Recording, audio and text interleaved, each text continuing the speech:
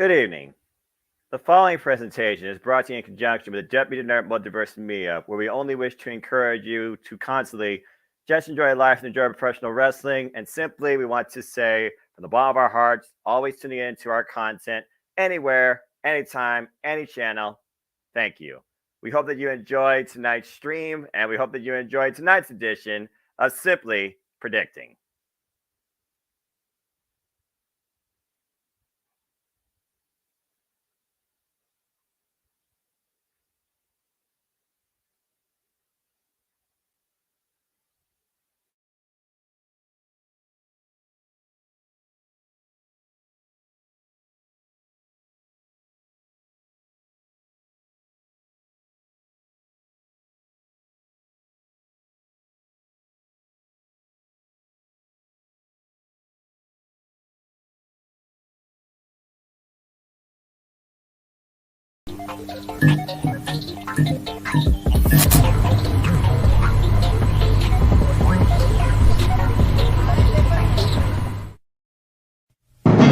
The Jeff Meacham Network's Multiverse of Media.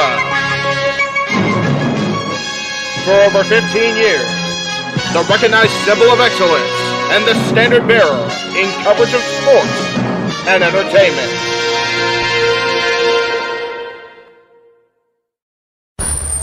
Online entertainment. NoDQ.com. NoDQ.com. NoDQ.com. NoDQ.com. NoDQ.com. NoDQ.com. NoDQ.com. NoDQ.com. The people that know more about me know this. I am just a simple man and a lifelong fan of professional wrestling. Damn it! Whether it's the NoDQ Galaxy, the Jeff Meacham Network, the ATW Crew, Indie Force, or anything related to For the Win Productions, the gears of wrestling keep on turning, and we are here to give our thoughts, previews, and predictions. Good day to you all, and welcome to our panel for this week's Simply Predicting.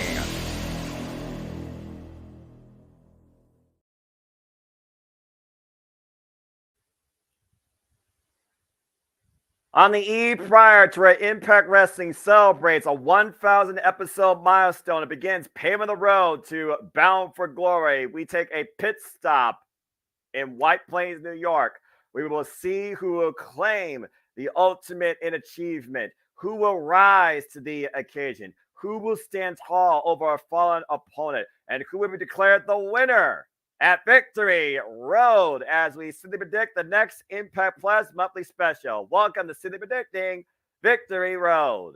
Hello, everybody, and welcome once again to another Simple Man brand production. You know what this is, for I am the Simple Man of the Simple brand and the voice of the JMN. And my name is Noah Foster, forever grateful for pro wrestling. And tonight, I'm here to bring you my simple pre-take into tomorrow night's festivities that will be at Victory Road. And that, of course, will be available for all Ultimate Insiders, such as I, exclusively on Impact Wrestling's YouTube channel. You can catch Victory Road 8 p.m. Eastern Standard Time. That's Friday night. The form is in the chat. It's on all my social medias. Become part of the league.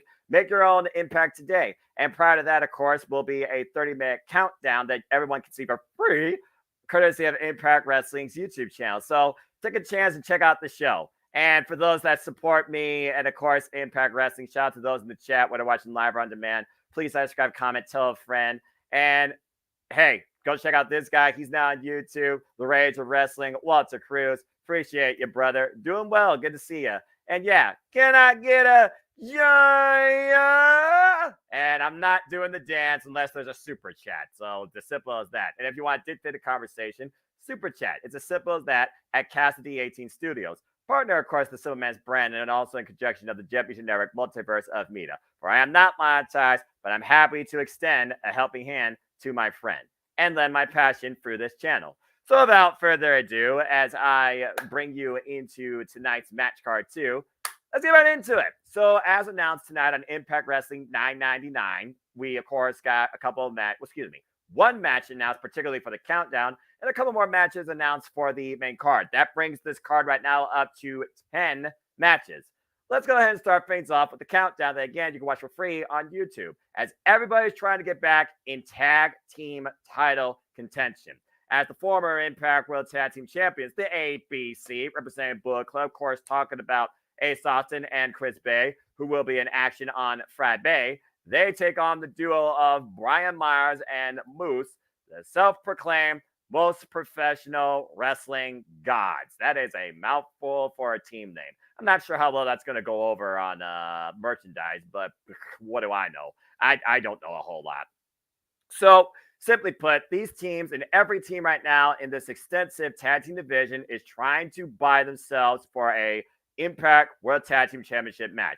ABC, of course, they still feel like they were screwed out of the tournament by the good hands, and right now we're wondering if there is collusion with the current champs. Why Brian Myers and Moose, two egos that seem to coexist with the same type of idealism. Win by any means necessary, prove that they're the absolute best. To beat the former Impact World Tag Team Champs would be a good feather in the cap. And I do wonder if the good hands are still on ABC's radar after what happened on BTI just literally earlier tonight prior to Impact, where, of course, we saw one half of them lose. Jason Haas got beat.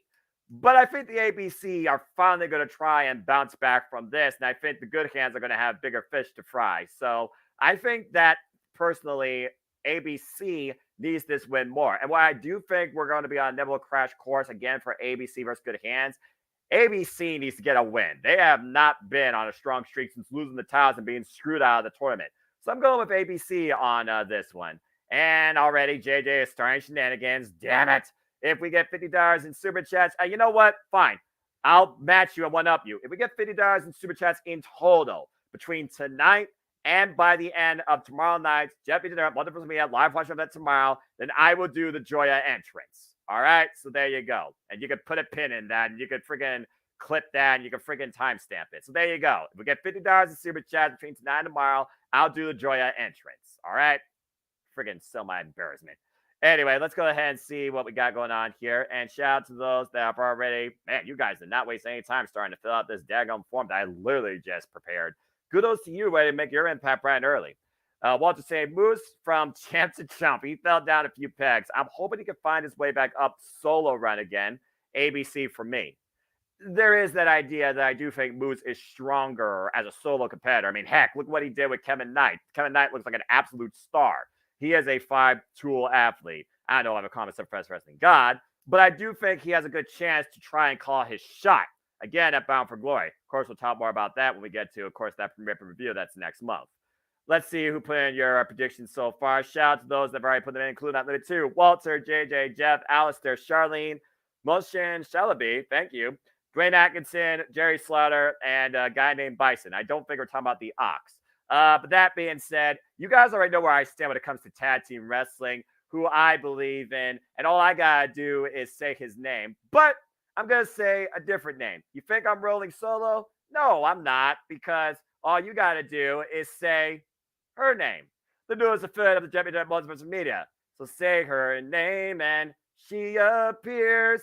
She is Mighty Datilla. What's up, Noah? Thanks for having me. Datilla, welcome to Simply Predicting. It's good to have you, and I hope that you've had a wonderful day. And how you feeling about 50 Road tomorrow? First of all, it's good to be here, Noah. Thank you for having me as your guest. And Victory Road is stacked. I'm really looking forward to it. Yeah, we got a stack card tomorrow for sure. I just got talk about the first matches. We talk about the whole entire Impact Tag Team division trying to prove themselves to be challengers, to call themselves potential future champions. And so oh god, I don't even read JJ's comments when he disses Joya like that. How dare he? And now he's calling us Nola. What? What are you trying to do here? Get a merchandise fee going on? Although that does work with the names. We're not doing a dance though. Anyway, JJ's just having fun. And besides, he has to believe in Joe Henry. Now, whether he believes in Joya, we'll get to that probably later. The fact they aren't on this card, damn crime. But at least it's on the night. That's a shame. But the darn shame.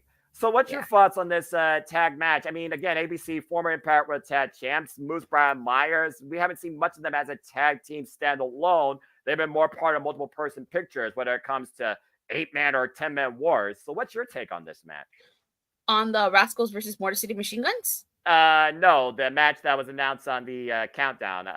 That was this right here. Allow me to bring you up to speed, my friend. Oh, This is on the countdown tomorrow, prior to Victory Road going live. I missed the announcement. I got you. Thank you.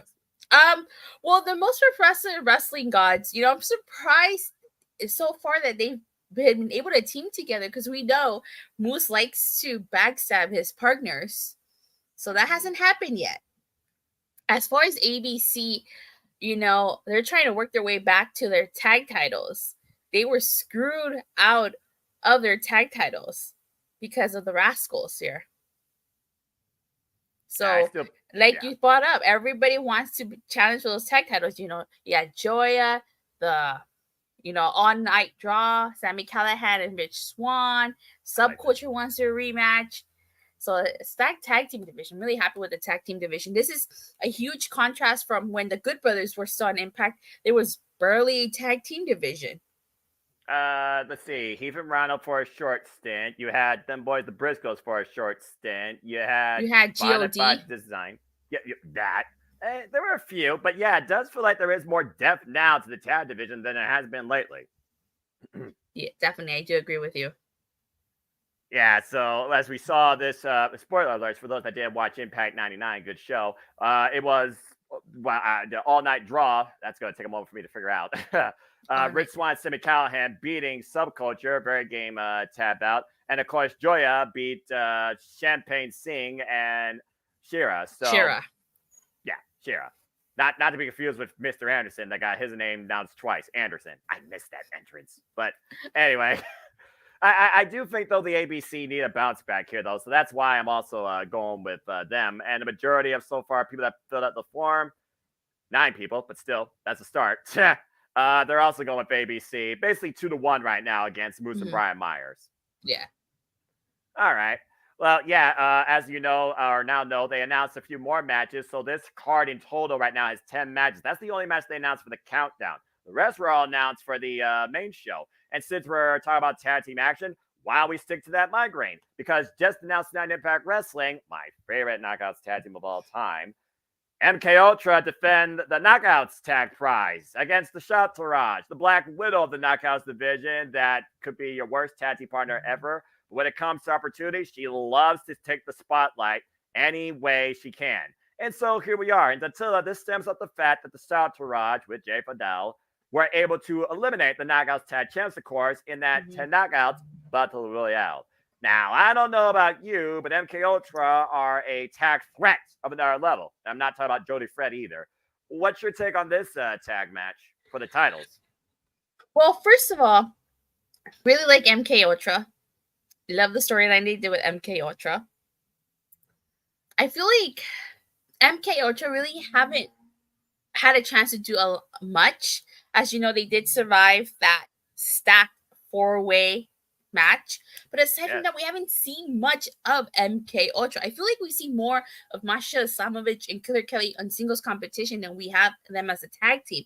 However, like you said, Giselle Shaw is always trying to find a way to steal the spotlight. After all, the spotlight, as Giselle Shaw likes to say, was, and will always belong to the quintessential diva. However, is it Giselle's time yet to win gold? She has yet to win gold. She's tried getting a Knockouts title. That's failed. She's tried the Knockouts tag team titles once before. Yep. So is it her time? Does MK Ultra have a short reign? You know what? I like MK Ultra. I do. But with Jay Vidal at ringside, I feel like it might be the Chanterel's time to finally take the gold. Impact does love to surprise us. And again, on the verge of Impact 1000, I could definitely see at least a couple of tag upsets. You consider pretty much all the titles except for the Impact World Championship basically is on the line. And again, Killer Kelly, to go with the singles aspect, Killer Kelly has beaten Savannah Evans in singles action and has yet to face Giselle Shaw in singles action, which actually surprises me. Why Masha Slamovich and Giselle Shaw, they're 1-1 in singles action. And Masha has yet to take on Savannah Evans. Savannah Evans is the power player here. Jay Vidal is the X factor. Giselle Shaw is the brains behind the Shot Tourage, or the boss. But I do think right now the Knockouts tag team division bound by circumstance and a dog collar, something tells me that Masha, Slammerfish, and Killer Kid are not yet ready to stop their experiments. And if they're going to keep doing them, they have to stay as champs.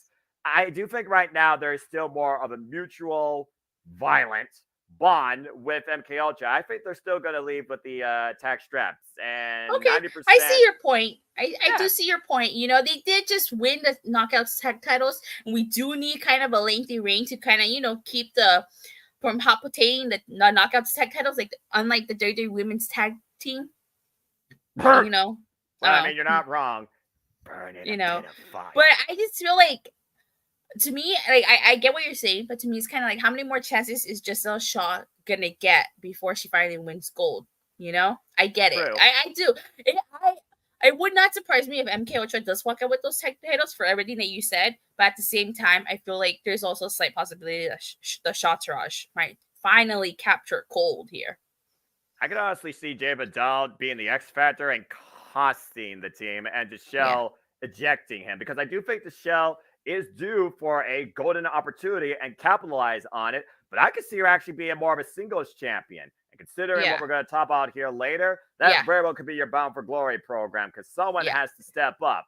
Yeah. So that's also my take there too. I think Michelle Shaw as a singles competitor is above the Knockouts tag division. And Savannah Evans, well, she's already been part of the Knockouts tag division for who knows how long. And that's really, I don't think, carried gold yet, but I think also there's more opportunity for her as singles. That's kind of why right now I just feel like the dynamic right now needs to grow with MK Ultra as leader. I feel you. But, I feel you. All right. Well, let's go give me 1 ahead second. and... Oh, you're good. Lovely picture. Let's go ahead and keep moving forward here and see if anyone else has anything to say regarding that in the chat. It looks like everyone pretty much has no further take on that. I feel like this is one of these matches that might be the easiest to call, just based on timing. It's their second. It's their second defense.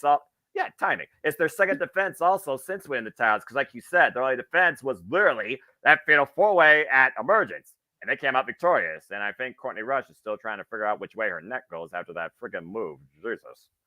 Just saying. All right. Let's go ahead and switch up the tag team dynamic to singles. And this match was just made tonight. And how far does isolation lead to one's own destruction or descent into insanity? Yet he's not a clown and he's not crazy. Insert Tim Allen sound here. This is going to be bizarre, to say the least, but it looks like Crazy Steve is done with Decay and wants to leave that all behind him. Says that Black Taurus is a shell of what he formerly was. And now these two go one-on-one, and Crazy Steve's newest demeanor right now, he might be more dangerous than ever before, despite the fact he's legally blind. So this just came out of the blue tonight, but also stems off the fact that last week in the confrontation, Crazy Steve dropped Black Taurus.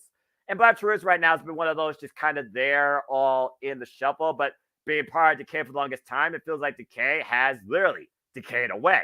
This is the last remnant of it. What's your take on this, Dattila? I think Crazy Steve is going to end the past, but I don't know necessarily that means he's going to get victory. Well, you know, it's funny that you said that Courtney Rush and, Rosemary and Havoc abandoned him. That's true when you think about it. I mean, they went off and did their own thing and left DK pretty much, you know, Crazy Steve and Black Taurus by themselves. I have to disagree with you. I see Crazy Steve taking this. I mean, he just started this gimmick, and I don't see him losing right off the way. You know, like you said, Black Taurus, he was undefeated. I honestly thought he was going to be the one that was going to win the X Division title when it was down to him and Trey Miguel. I was so surprised when Trey Miguel defeated Black Taurus. And ever since his undefeated streak ended, he's just, like you said, he's just been kind of there, you know? So I got to give this to Crazy Steve. Yeah, I just feel like Crazy Steve, is he actually going for a win here, or is he going for destruction? While I think Crazy Steve will be the guy standing, I do wonder, is he seeking victory, or is he seeking a conclusion? And will he do by any means necessary to get it? Again, it's one of those things where it's like, how do you truly win? Do you win by, you know, decision, or do you win by statement? And with Crazy Steve's demeanor, like you said, I don't know if he necessarily just wants a win. I think he's looking for an ending. Is this a regular match or is it a? That's the other thing. It's just, it's a regular match. They didn't call it Monsters Ball, no DQ, or nothing. Okay, so then there is a possibility Black Taurus could win, but I think that if Black Taurus wins, it's going to be by disqualification. I think that maybe Crazy Steve might get DQ'd and Black Taurus takes it that way. But if it's, because I'm really surprised, but you know what? Since their rivalry just begun, I could see them holding off on like on the Monsters Balls match until like maybe the rubber match or something. I mean, we also know what's after Victory Road. There's not an ImpactPlus special, I believe, before Bound for Glory after this. This is the last one because Turning Point is after Bound for Glory. Dadgummit, they had a Turning Point. Of course they did. My voice gets no rest. All right. Either way, this is a very interesting and again, I wonder honestly if Rosemary and Havoc are ever going to find their way back from the Undead Realm at this point. Good grief. Maybe they met Cherry Bomb somewhere along the way. Just saying. Damn it. All right. Anyway, as we go from one stint of insanity, let's go ahead and look for stability and velocity as we talk about the one thing that stood the test of time, even in Impact TNA's worst days. And you know exactly what I'm referring to, Datilla. The X Division. As the X Division Championship is on the line, as Leo Rush defends for the first time since winning against Chris Sabin. Think about that. At Slammiversary, against the winner of Ultimate X that same night. The Time Splitter, Kushida. And Kushida, of course, student of Scott D'Amore. He had a chance earlier this year at Rebellion to become the Impact World Champion, but he lost against Steve Maclin, who we will talk about here later. But now has a golden opportunity to do something basically opposite contrast of Leo Rush. While Leo Rush claimed the X Division Championship, he has never been IWGP Junior Heavyweight Champion. Kushida has won that 6 times over. But Kushida has never been the X Division Champion. And after what we saw tonight with Kevin Knight, Kushida's looking to take the arm of Leo Rush via the hoverboard lock. This is their third singles encounter. They are currently 1-1. And let's keep this in mind, Datsila. With Bound for Glory on the horizon, you know what the X Division title could lead to. Option C, which means you could get an Impact World Championship match potentially at Turning Point. Now, looking at the current dynamic, I know it makes sense on paper. Oh, heel and face dynamic. It's so obvious. Impact Wrestlers will be able to blur the lines better than Kachana James versus Tiffany Stratton, I'm just saying. But that being said, Kushida, is it his time, or once again, will the final hour be up for him, courtesy of Leo Rush? Do you got a new X Division champion? I think the final hour is going to be up for Kushida. You know, obviously, Leo Rush sent him a statement on tonight's Impact, you know, using his own hoverboard lock on Kevin Knight. You know, like you said, this is Leo Rush's first title defense. I don't see him losing to Kushida because I think there's a story to be told with Chris Sabin and Leo Rush. You know, Chris Sabin probably wants to take that title back from Leo Rush. I thought this was going to be the rematch, honestly. I thought they were going to do the rematch here. Yeah. Now, kind of does get me wondering, you know, if they want to tell another story with if you have Kushida win the X Division title, he cashes in on option C and then faces Alex Shelley. Time Splitter versus Time Splitter. Ooh, that's good, actually. Considering, again, Alex Shelley, he's already overcome Nick Aldis, who he taught so much, but didn't teach him everything. And, of course, he also overcome literally his other sensei in the ace, Hiroshi Tanahashi. So it just continues to add to the stock of this is Alex Shelley time. This is Alex Shelley's generation. I like that a lot. So Kushida might just be moving on. But again, to get to there, does Kushida need the X Division Championship? According to JJ, he's got Kushida McFly taking this one. You know what? I don't think Kushida needs the X Division title for that one. I feel like, that could just be done based on mutual respect. Yeah. We've seen matches like that happen before. So yeah, exactly. So yeah, I agree with you. I do think Leo Rush is going to retain, but also let's consider this. As we know on New Japan Pro Wrestling, after what transpired at Multiverse United 2, Leo Rush has a chance now for Hiromu Takahashi's IWGP Junior Heavyweight Championship in a trophy against Speedball Mike Bailey. So technically speaking, if Leo Rush gets through this, not only does he have a chance to become a champ, but Speedball Mike Bailey versus Leo Rush could literally be the next course of action waiting for Leo Rush towards his X Division Championship, as Speedball Mike Bailey was also one of the most definitive X Division champions in recent memory, as you know. 10 defenses over 150 days before he lost to Frank Kazarian at Bound for Glory. Well, technically, he lost to Kenny K and G King first, but that decision was reversed. Semantics. I look at the book and what officially stands. All right, but Okay. I put an asterisk next to that, but I acknowledge that little bump.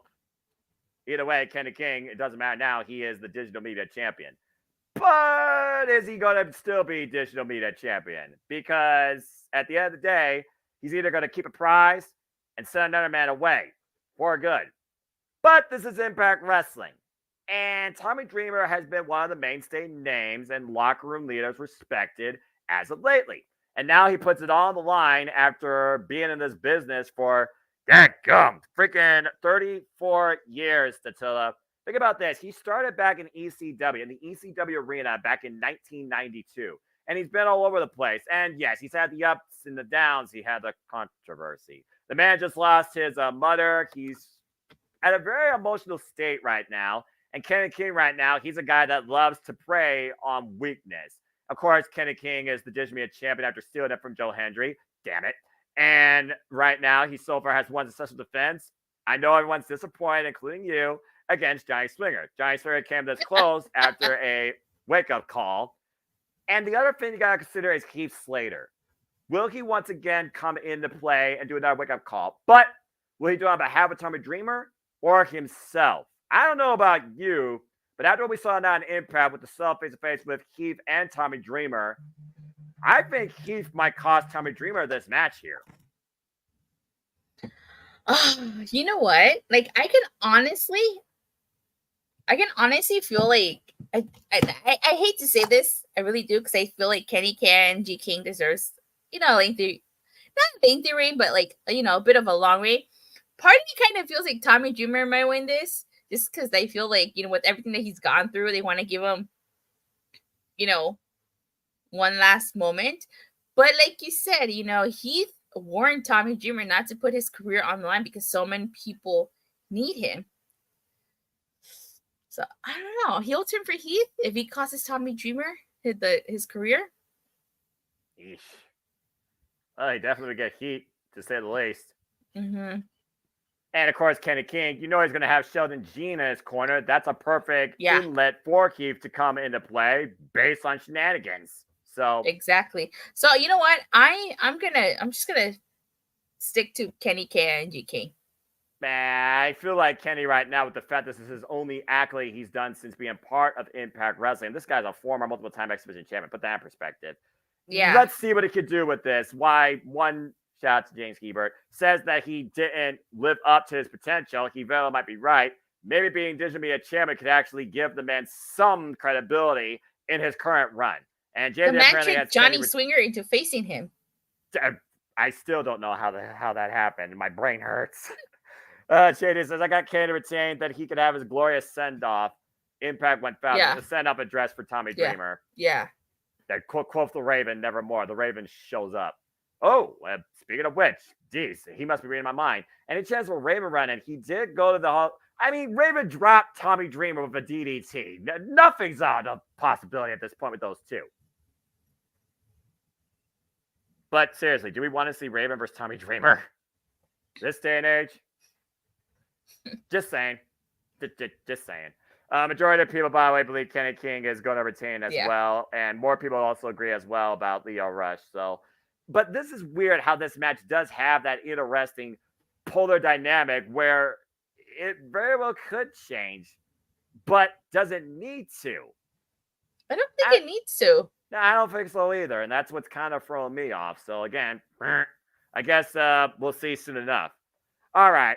I guess we'll also see if Bully Ray can finally overcome the anomaly for you cannot kill what won't die because he's still alive. And he haunts him to this day. But in Anything Goes, where they literally have done everything but drop the kitchen sink on his head, Datilla, what does PCO need to do to finally get rid of Bully Ray, and vice versa? What does Bully Ray need to do to finally remove PCO in his way of what he's trying to obviously do here in Impact Wrestling? And clearly that's got to be the Impact World Championship. This has to be the ending at this point. Come on now. Well, first off, I think Bully Ray knows what he needs to do. He wants Carl. He wants the man Carl, not the monster that is PCO. Right. But he's not getting that. Yeah. So you said this has to be the end of their feud.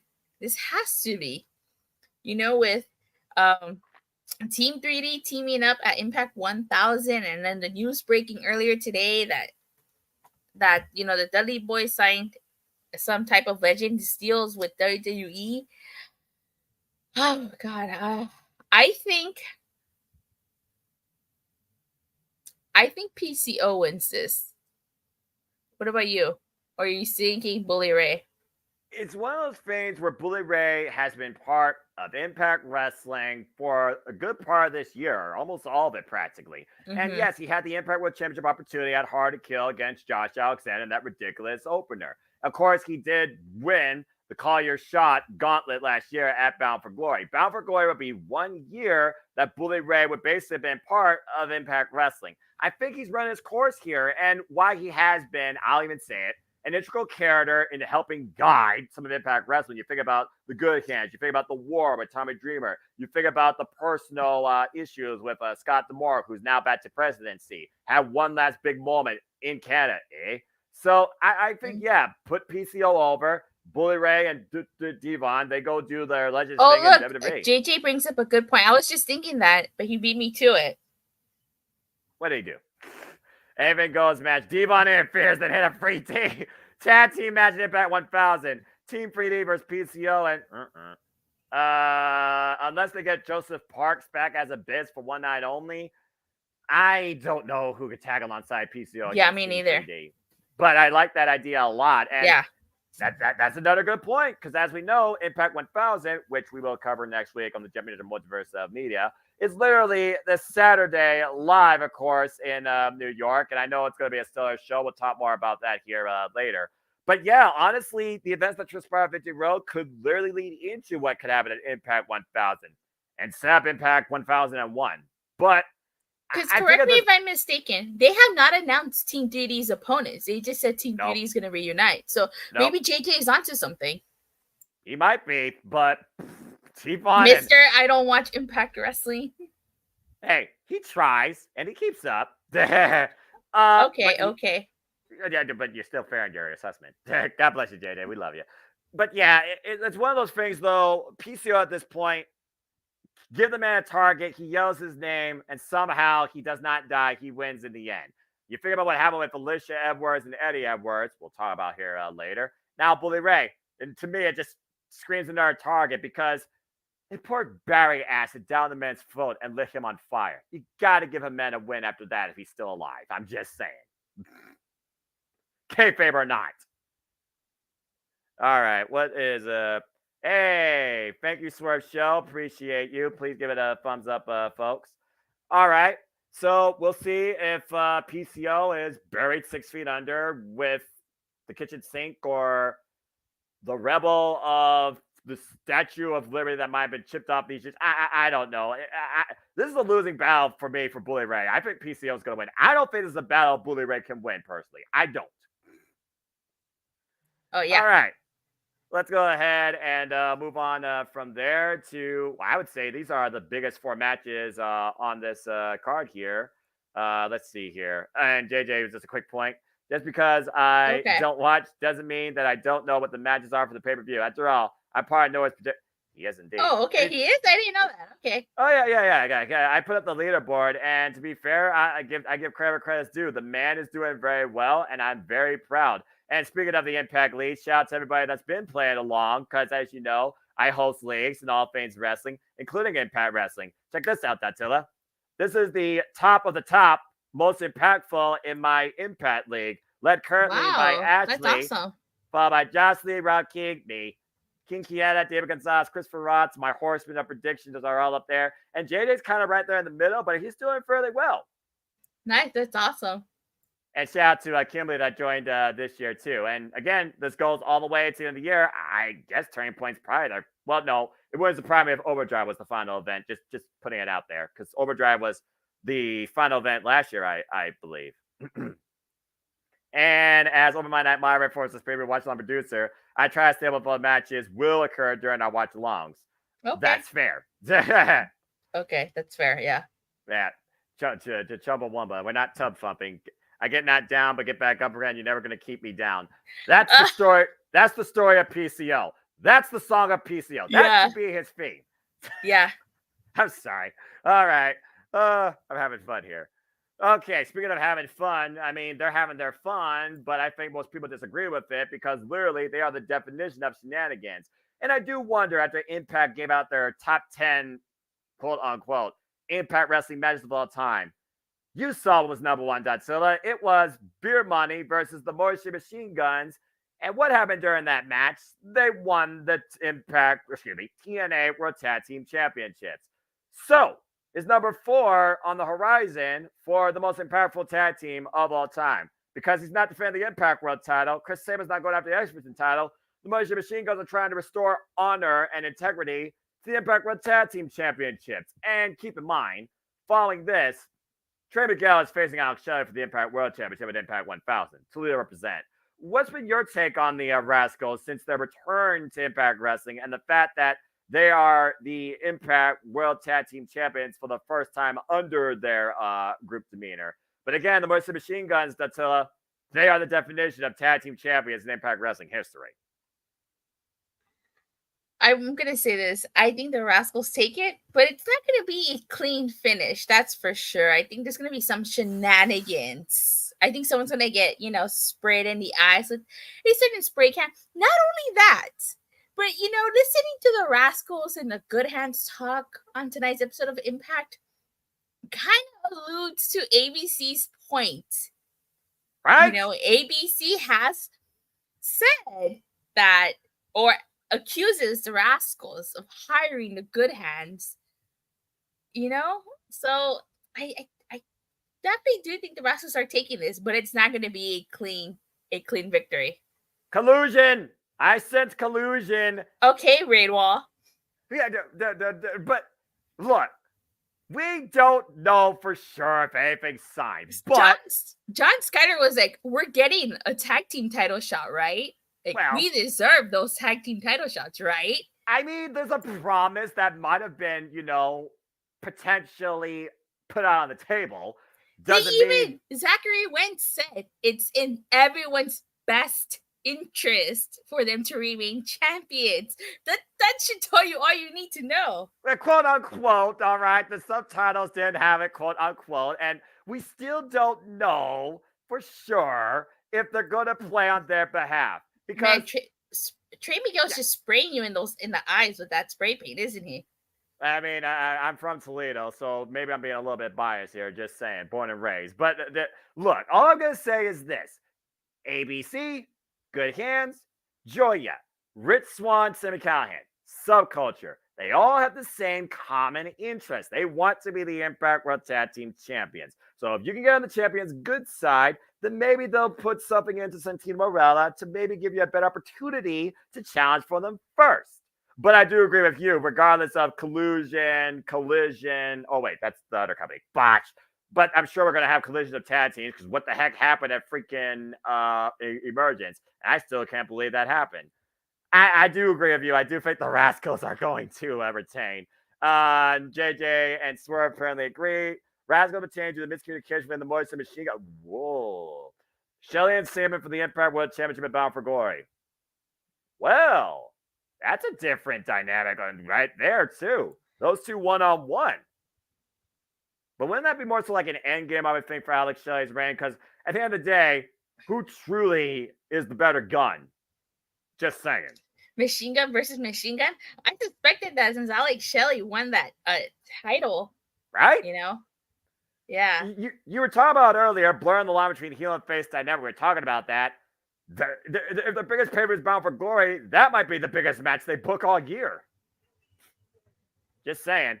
And the majority are actually going with you as well, Rascals, and I do agree with you. Okay. Thank you for agreeing with again, like you said, Trey spray painted Chris Sabin in the eyes to retain the X-Division Championship. And then the following time against all odds, Sabin won it. Trey used spray paint and brought Zachary Wentz in. And now Zachary Wentz and Trey are the Impact World Tag Team Champions. But Wentz just lost to one half of the Guns, which is why we got this tag title opportunity in the first place. Which, if you want to talk about, chasing the script, Why isn't Chris Sabin challenging for the X Division Championship against Leo Rush? Again, do you care more about being a singles champion or do you care more about being a tag team champion? What's the real MO here? What's the championship you want, Chris Sabin? Just saying. All right. Let's see. Shelley is also the current Prestige Wrestling champion. Is about to defend the belt against Sabin.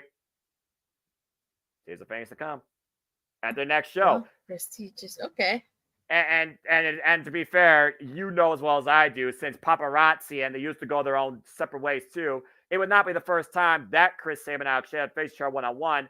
I think, honestly, they previously faced each other one-on-one, and it was for number one contendership for, was it the World Championship or the X Division Championship? Because I think that was during the pandemic, if I remember correctly. Might have been beforehand, actually. But I know in this recent inception of the Impact roster, the Guns have faced each other one-on-one, and Sabin or Shelley, wait, was that Shelley's moment? I got to go back at that history. I got to look back at that one-on-one match now, because now my brain's really thinking about this.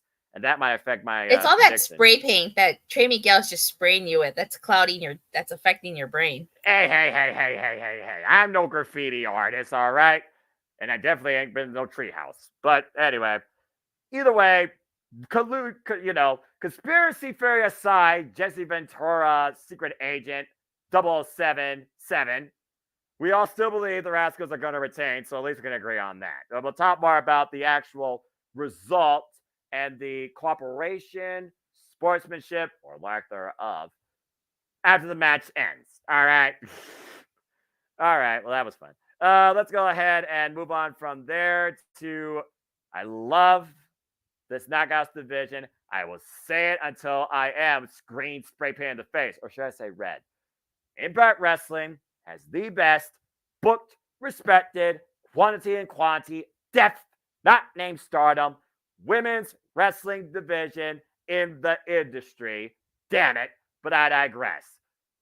Headlined by the likes of Gail Kim and Awesome Kong and their immortal rivalry. You, of course, think about all the great knockouts and all the great rivalries of history. There has not been a stronger, more founded, more one-sided knockouts rivalry this generation than the virtuosa Deonna Purrazzo and the juggernaut Jordynne Grace. And that's this is their 5th one-on-one encounter. I don't need to say anything else except for one thing. You saw what Jordynne Grace had. A picture of the one thing she cannot overcome. And what did that picture say? 4-0. So Dattila, come tomorrow. Is it finally 4-1? Or once again, long may she reign undefeated against Jordynne Grace? Damn. It's what I do. It's what I do. Why you gotta do this to me? I like Deonna Purrazzo. Someone has to. I like Deonna Purrazzo. I met Deonna Purrazzo at WrestleCon this year. Lucky. I did. Look, I have the picture right here. Hold on. Doggone it, Dattila. That's awesome. I'm not gonna lie. That's freaking awesome. Look, see? I bet she's a wonderful individual. Tasha Steeles took that picture for me. Masha Slavics? No, Tasha nice. Steeles. Oh, Tasha. I'm sorry. Yeah, That's they were right. at the same table, so she took the picture for me. There's no love lost with those two. I guarantee you that. So back anyway, to your thoughts on this? That's Yeah. awesome, though. So I like Deonna Purrazzo. Long may she reign. But Jordynne Grace, this is Jordynne Grace's first match back after taking a small break. And I think she did resign with Impact. She did. She did, right? Yep. Deonna failed to capture the Knockouts world title from Trinity twice. I like Deonna. I do. But I think Jordynne Grace might finally take it from Deonna. It doesn't make sense for Jordynne Grace to come back and immediately lose to Deonna. You know? I can understand that. And also, there is that, you want to talk about conspiracy. Let's remember the last time these two faced each other, shall we?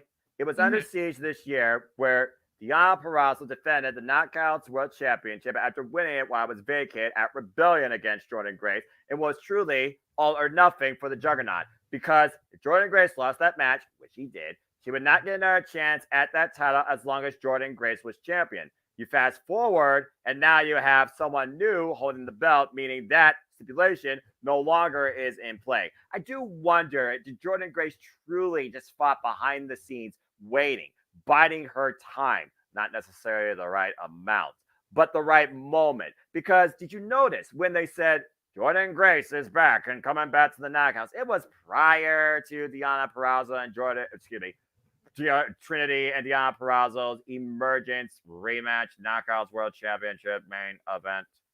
I'm just saying, timing is everything in this industry. And now here we are.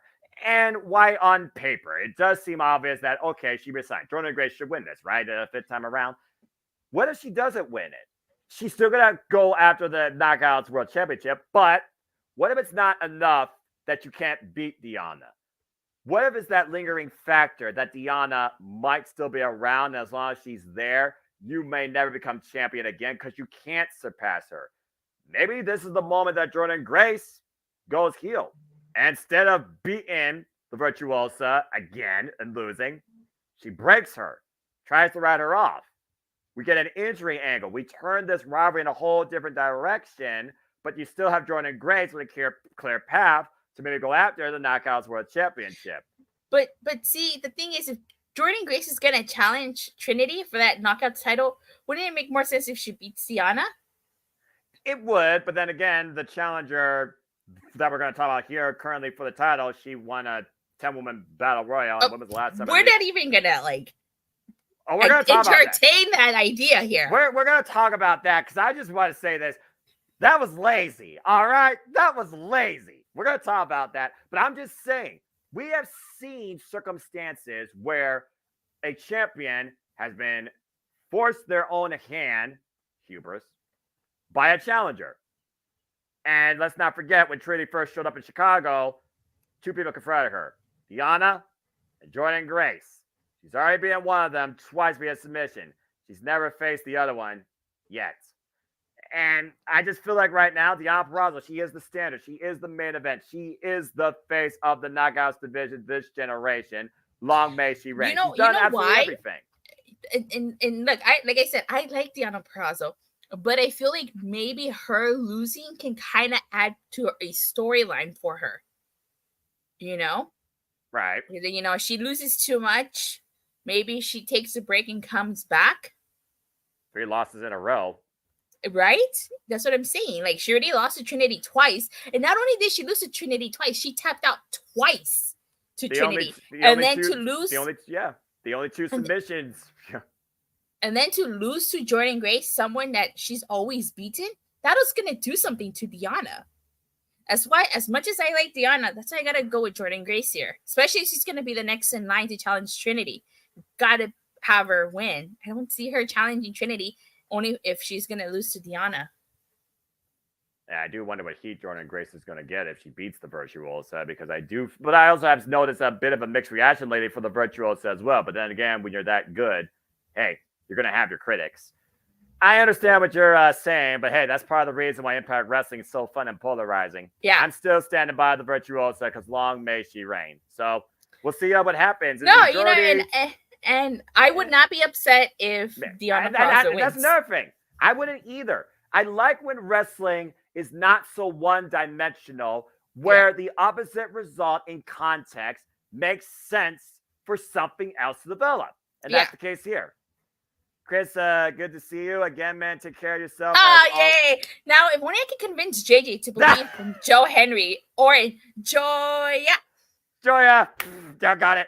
But nice job. Oh, and of course, predictions are finalized 7:30 p.m. Eastern Standard Time.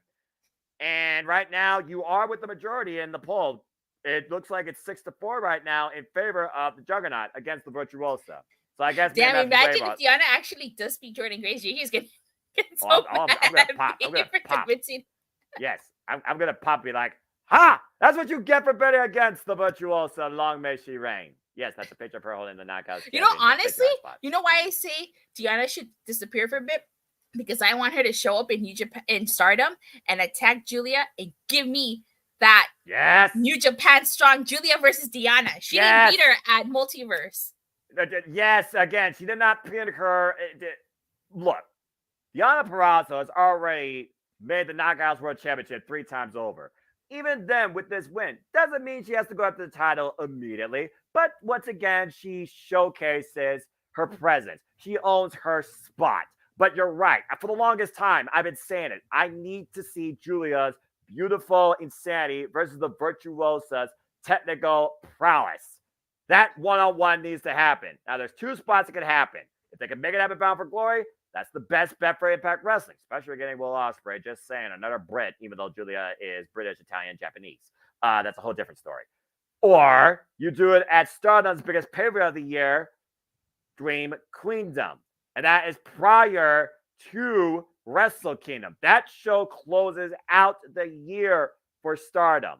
So you either do it on Stardom's biggest stage or Impact Wrestling's biggest stage. But that one-on-one needs to happen for that championship before we figure out the future for either of those 2 incredible athletes. Yeah. Because I know people are also talking about Diana Purrazzo's contract is up in 2024, blah, blah, blah. So, again, this match, though, this is definitely one of my matches of the night. I can't wait to see. Yeah, again, same. I can't wait for that. the five times over, I am so looking forward to this. But again, no matter what, opening, middle, main event, you champion, non-champion, she is the standard of the Knockouts division. Long may she reign. Yeah. All right. Well, speaking of standards, let's go ahead and talk about the Iron Man, the standard, the living heartbeat, the previous Impact World Champion. I'll go ahead and kick things off here because what history do you have here besides obsession to complete a mission? The sad thing is they're missing one key element, and that is the Impact World Championship. But this very well might as well be your number 1 contendership. First time ever until it's finally happening after a year of freaking, when are we going to get this? Dadgummit injuries. Josh Alexander goes one-on-one against Mayhem for All, Steve Maclin.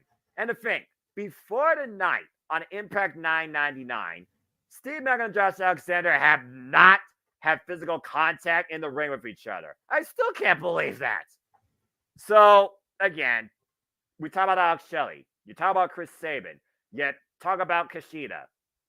Josh Alexander defended the Impact World Championship last year against against Alex Shelley in Emergence main event. That was one of the match of the year candidates.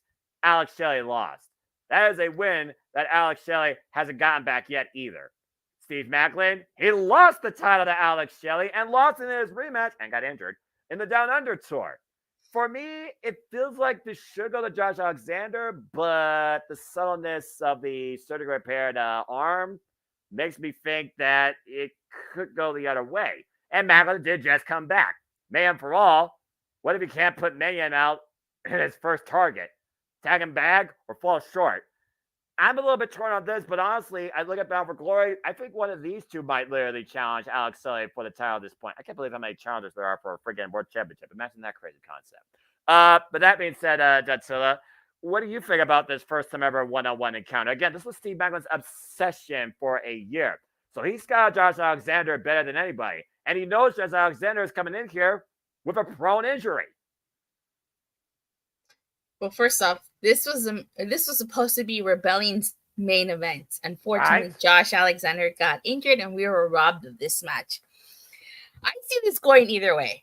Honestly, on one hand, I see Josh Alexander beating Steve Maclin, having him go on to Bound for Glory, face Alex Shelley. Right? This is what his first singles match back, because he's been competing in tag teams, right? Yeah, they had the tag team match tonight, and of course, Josh Alexander, he was part of Bullet Club versus the World Multiverse United, where that side fell short. And at Emergence, he was part of that 8-man, where Maclin returned and basically beat him up to the point he might have further extended the surgery repaired arm.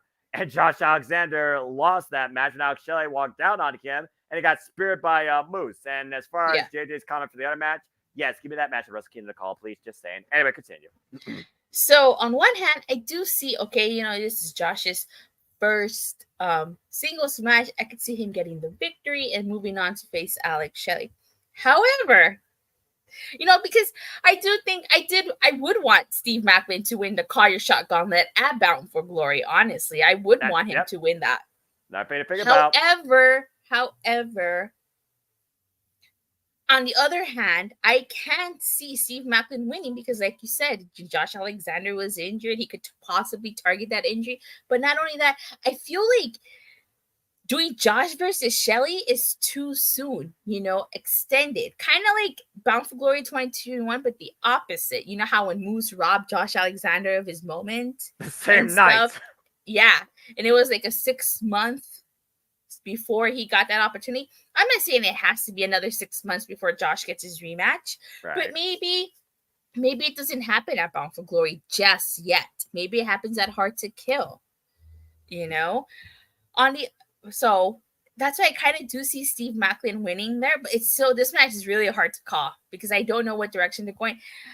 For all we know, we could get a triple threat: Josh Alexander, Steve Maclin versus Alex Shelley for that Impact World title at Bound for Glory. I don't know. This one's really hard for me to call.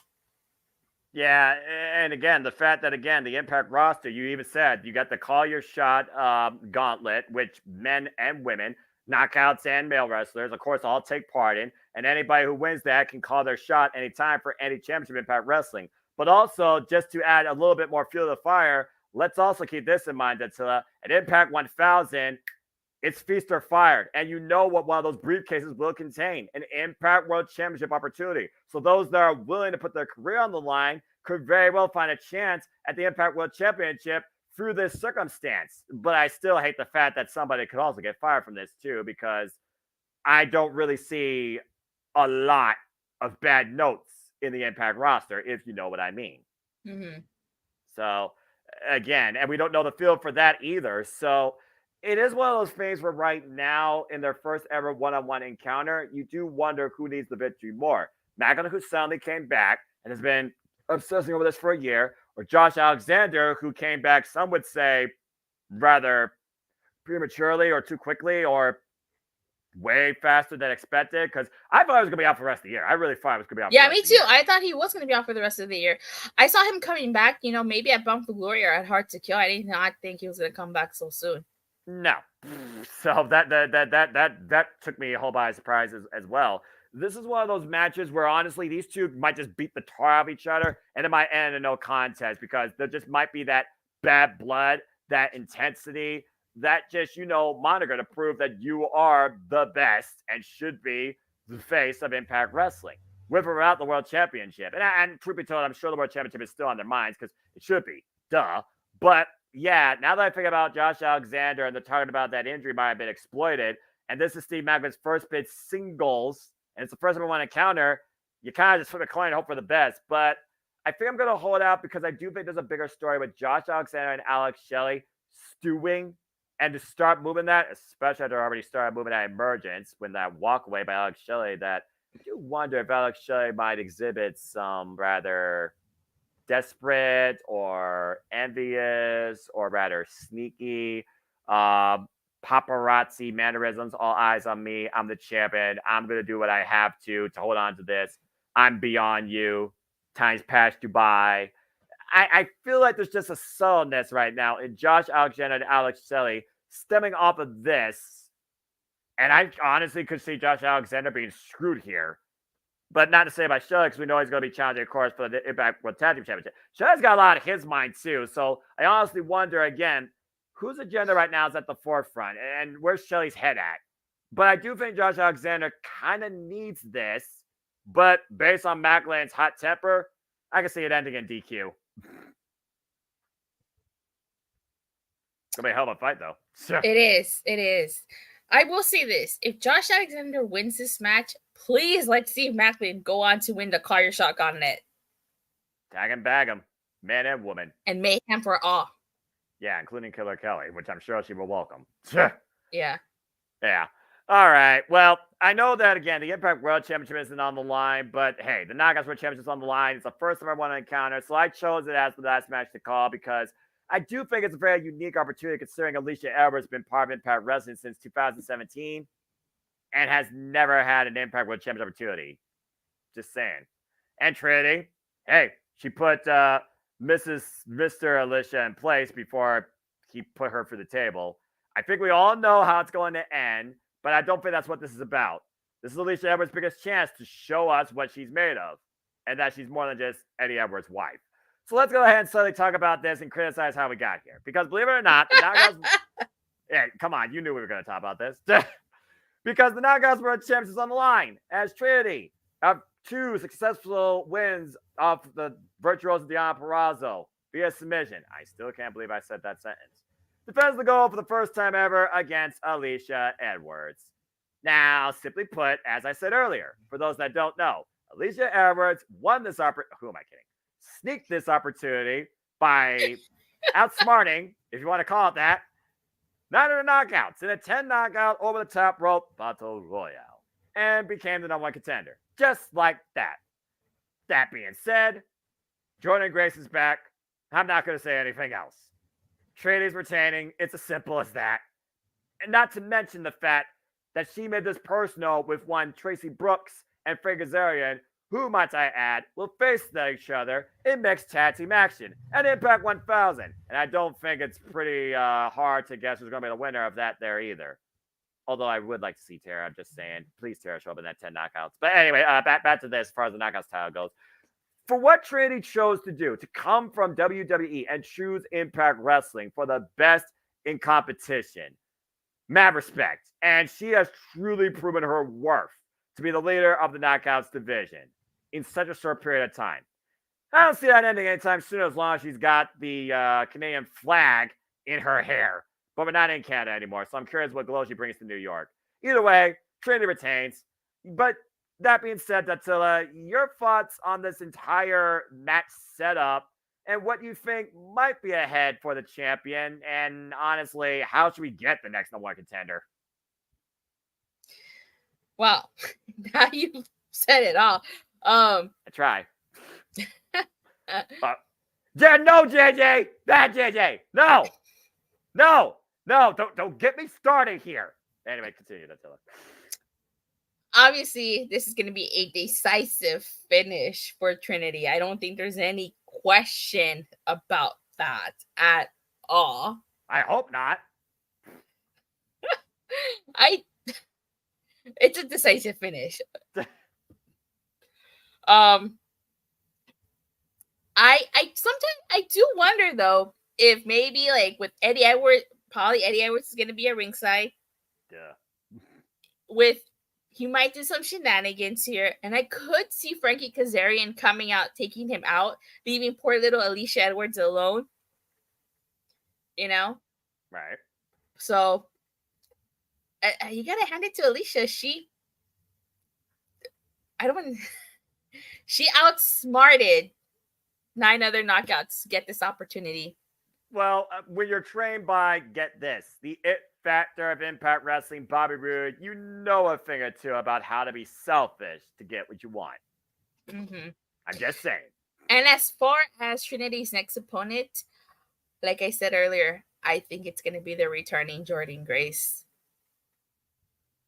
And it's going to be at the expense of the virtuosa Deonna Purrazzo, overcoming the one obstacle she's been unable to beat since being part of Impact Wrestling. Yeah. All right, fair enough. I guess we'll see where things lead to. Bound for Glory. But, of course, following that, folks, stay tuned, of course, as literally Impact celebrates 1,000 episodes. Congratulations to them. And, of course, we will cover it next week here, as I said, on the Multiverse of Mia.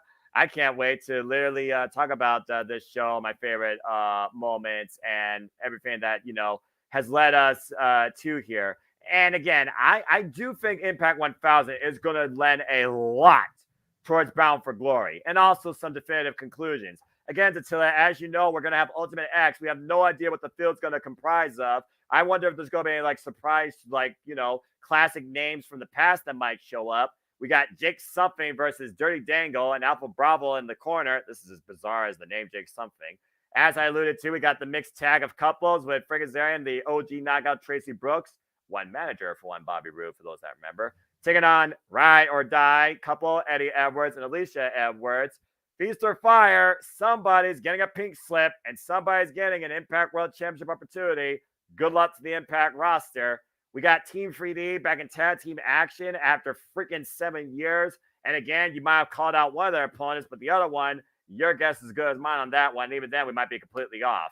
And of course, we have the star-studded, then now forever, Knockouts division with Gail Kim and Awesome Khan, What the Heck is My Life in 2023, coming back to wrestle alongside Trinity and Jordan Grace with Rasha Saeed. For those that don't recognize that name, she was an integral part of Awesome Kong's original Knockouts title run. Just saying. Taking on Deanna Peraza, Michelle Shaw, Savannah Evans, Energy to Love, and with Velvet Sky and Java Del in the corner. Beautiful people back in the building. I'm just going to put this out there right now. I think the two people are going to be Mickie James and Lisa Von Marie Tara. At this point, I don't know who else should fill those spots. I don't. And of course, the Impact World Championship will be on the line as Alex Shelley defends the prize against, again, not being biased, but just saying, so they represent Trey Miguel. And I do find this match very interesting, considering that Trey right now is a tag champion pursuing after a world championship, and you could have a world and tag champion dynamic. Hello, AEW. Just saying. But that being said, what's your thoughts on the fact that all that's ahead on Impact 1000 and more, and the fact that Impact got there? First off, I think it's a very big accomplishment for Impact. I don't think anybody thought Impact Wrestling was going to even last 1,000 episodes. I know I did, after 2010 especially. Yeah, but here they are, as the title pay-per-view is called, they're hard to kill, Trey Miguel getting a shot against Alex Shelley, I feel like that kind of, not spoils, I wouldn't say, but kind of foretells how that match is going to play out. I think that Trey Miguel's going to pin Alex Shelley in that match. Yeah. To be able to get that title shot. And as for the two other knockouts, I think you're right. I think it's going to be Mickie James and Tara. I mean, Mickie James, she dropped the mic, she dropped the hat, but technically she's not retired. She was part of Maryland Championship Wrestling's 25th celebration.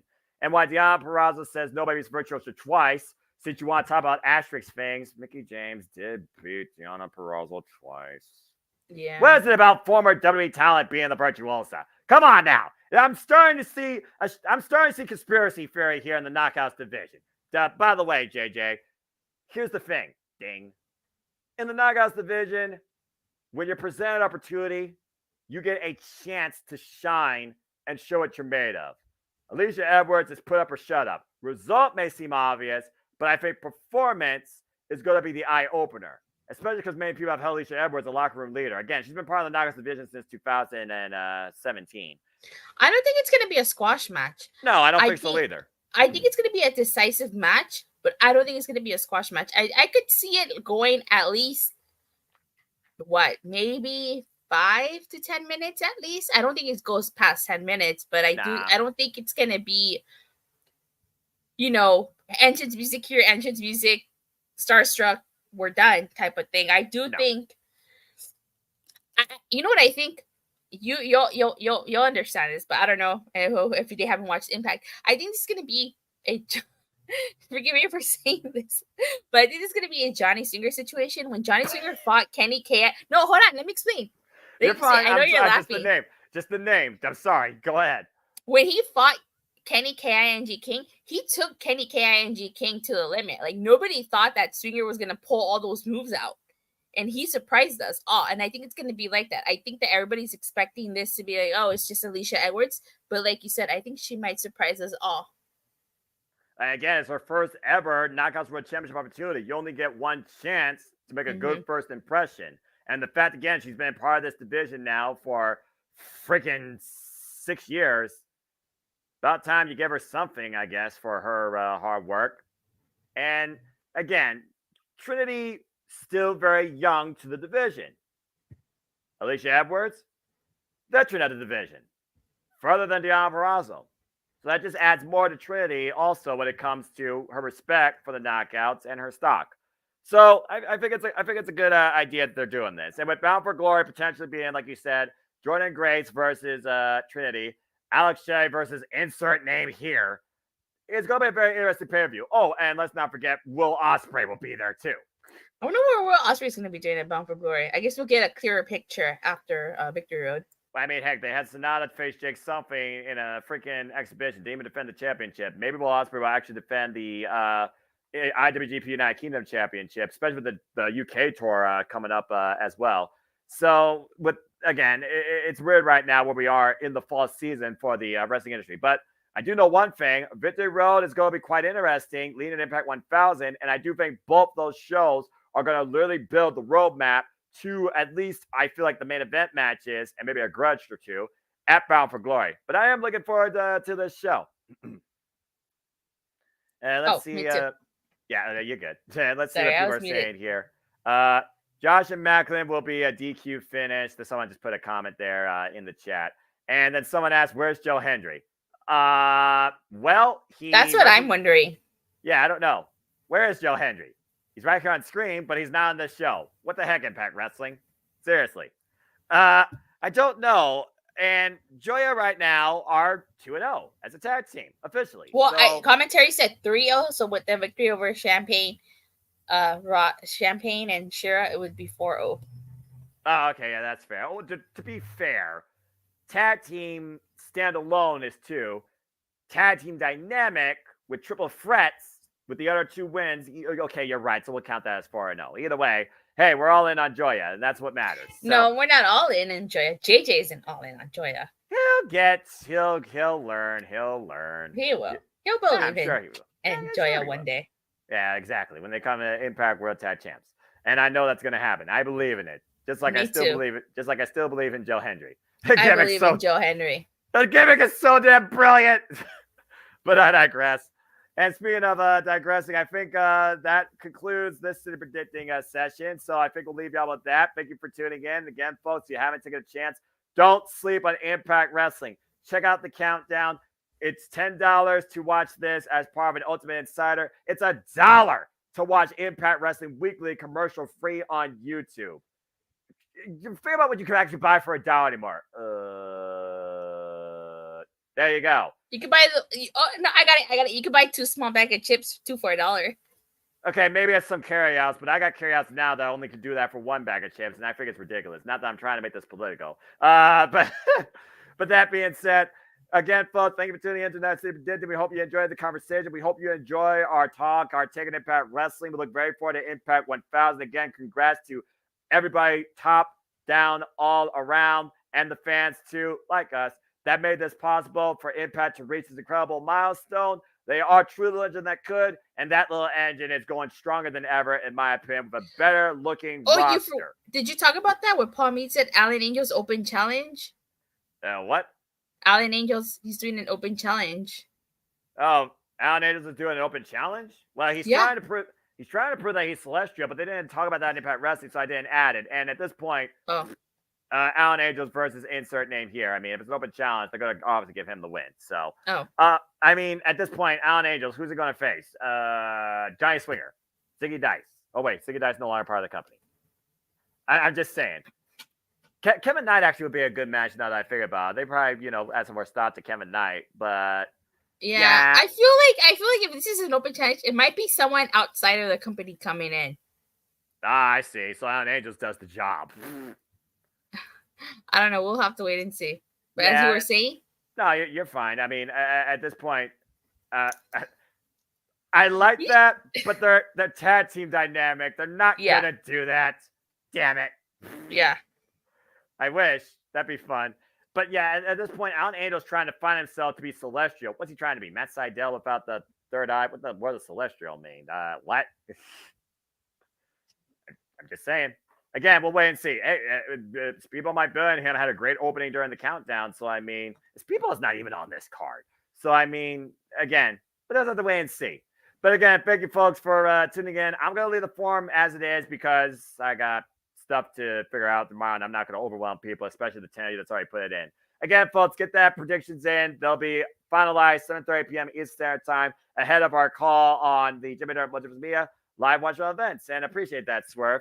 Before we conclude, everybody, I find I do. Dattila, it's been an absolute pleasure sitting predicting and chatting about wrestling with you. I'm sure we'll be doing this again very soon.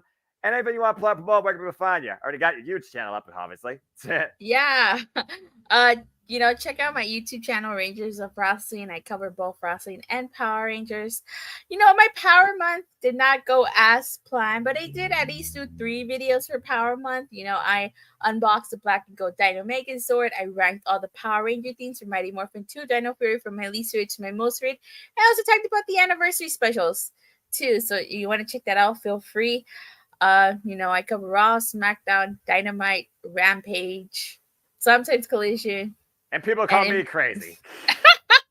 God bless and you. the Impact Plus and pay-per-views. So Nice. I was able to screen cap that from our last open mic night, by the way. I'm trying to update my graphics. I'm learning it's what okay. it means to advertise, damn it. But I digress.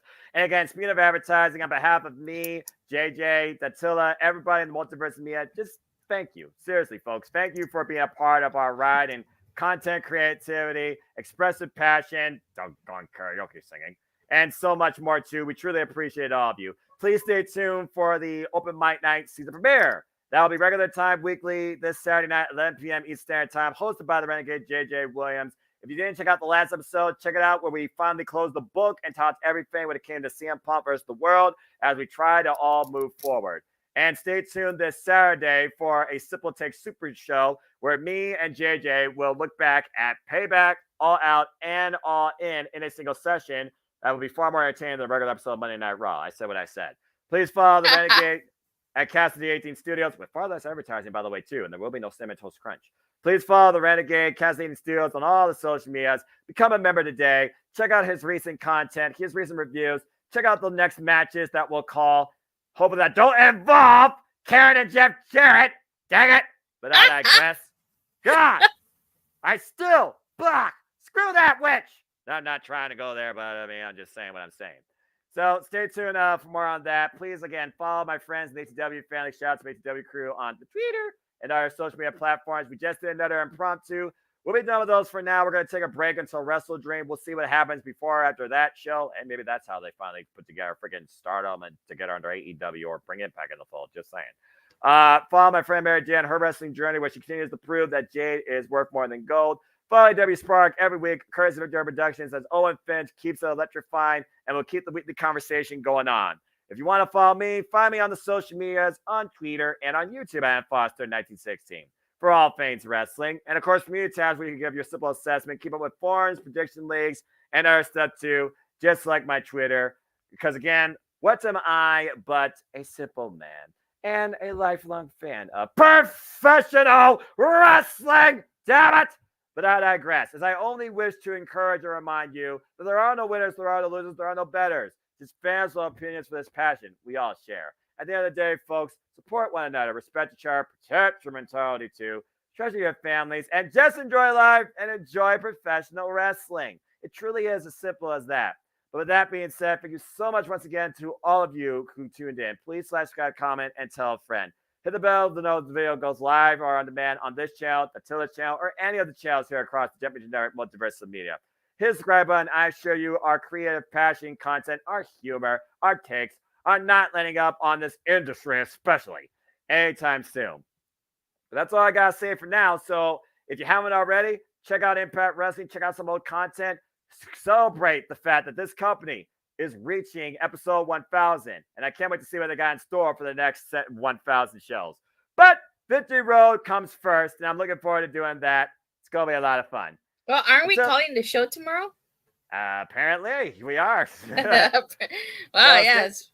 So stay tuned for that, folks. And Tatilla, I'm looking very forward to getting your colorful personality and takes on your first ever Watch Long Event call. It'll be a lot of fun. It definitely will be. You're the Joe Henry, and I'm Yuya Uemura. Oh God! You just gave JJ the damn idea now for the freaking thing. Okay, so I guess we are the tag team dynamic of Nola. Would you prefer? What? I don't know. I mean, I was just throwing that out there. Hey, I mean, you know what? He threw it out there first. I mean, Joya Nola.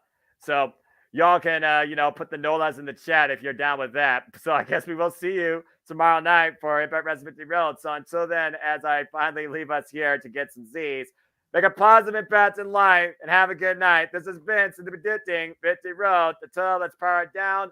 And everybody, bye. Have a good night, folks. Power it down. Powering down. I'm not doing the Joya entrance. I didn't agree. I agree. Dang it. But JD's going to price let me do it because screw my dignity. I don't need to have dignity, of course. All right, we're out. You didn't get to try